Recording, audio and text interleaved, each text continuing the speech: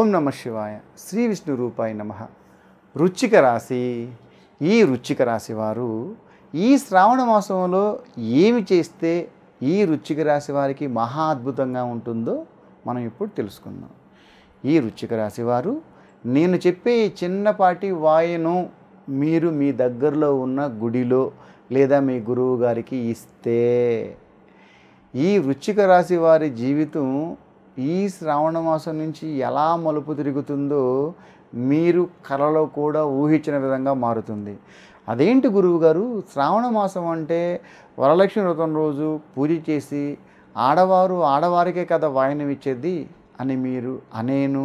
ఆ డౌట్ మీలో ఉండేను. కాదు, ఈ శ్రావణ మాసం నాడు మనం చేసే ఓ చిన్నపాటి పరిహారం చేస్తే ఈ రాశి వారికి ఎంత అద్భుతంగా ఉంటుందనేది నేను మాటల్లో చెప్పలేనంత. వృశ్చిక రాశి, ఈ రాశికి ఓ ప్రత్యేకత ఉంటుంది. 12 రాశుల్లో కల్లా ఈ రాశి చాలా ప్రత్యేకమైంది. ఏ రాశిలోనూ విషయం ఉండదు, ఈ రాశిలో మాత్రమే ఉంటుంది. ఈ రాశికి ఓ స్వభావం ఉంటుంది. ఈ రాశి పగులు కన్నా రాత్రి ఎక్కువ ఆలోచిస్తుంది, చాలా జాగ్రత్తగా ఉంటుంది, ఎప్పుడూ కనిపెట్టే ఉంటుంది, చాలా స్పీడ్ ఎక్కువ, ఎవరిని నమ్మదు, ఆదాయం లేకపోతే ఏ పని ఈ రాశి వారు చేయరు. అది వాళ్ళ లక్షణాలు కాదు, ఆ రాశి యొక్క లక్షణం అంతే. ఈ వృశ్చిక రాశి వారు ఈ శ్రావణ మాసంలో ఏం చెయ్యాలయ్యా అని అంటే, వీళ్ళు ఒక ఆదివారం నాడు ఒక రెడ్ కలర్ క్లాత్ అంత బెల్లం ముక్క, అంటే బెల్లం బైట్స్, అది చిన్న బెల్లం బైట్స్ కానీ ఒక పావు కేజీ కానీ హాఫ్ కేజీ కానీ మీ శక్తికి మేర, మామూలుగా అయితే ఒక హాఫ్ కేజీ బెల్లం ముక్క, ఒక రెడ్ కలర్ క్లాతు, 3 తమలపాకులు, 2 అరటిపళ్ళు, 2 వక్కలు, 116 రూపాయలు దక్షిణ.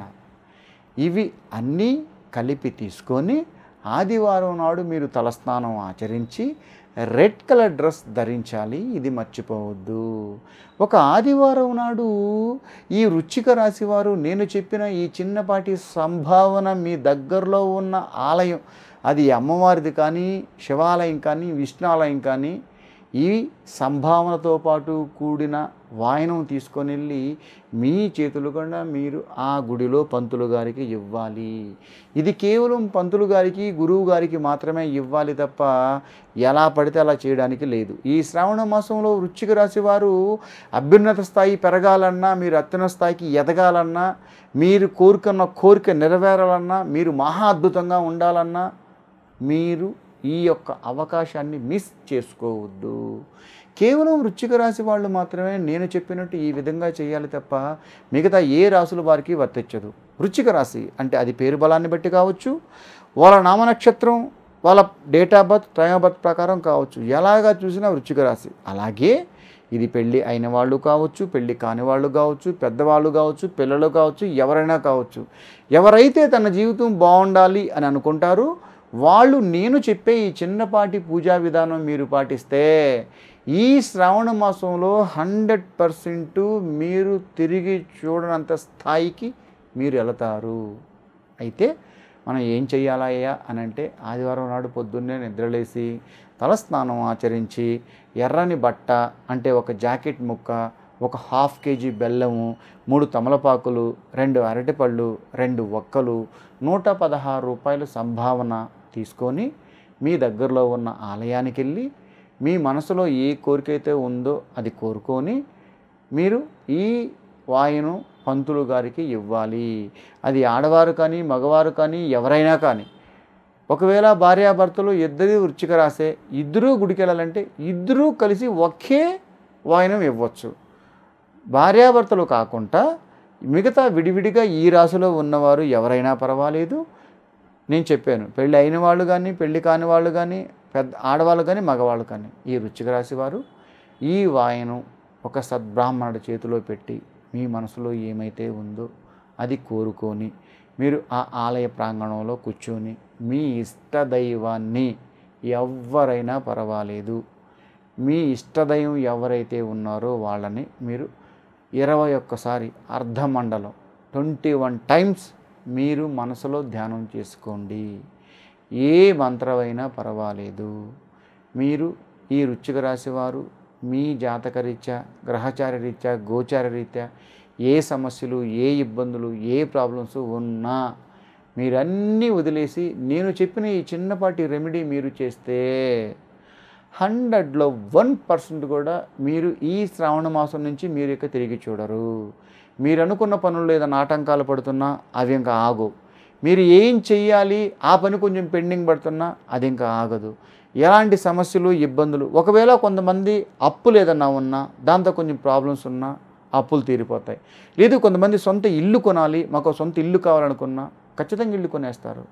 కనుక ఈ శ్రావణ మాసంలో మీరు ఒక చిన్నపాటి రెమెడీ, ఈ వాయిను ఒకటి మీరు ఆదివారం నాడు తీసుకొని వెళ్ళి ఇస్తే వచ్చే శ్రావణ మాసం కల్లా మీ జీవితం ఎలా ఉంటుందో నేను మాటల్లో చెప్పలేనంత.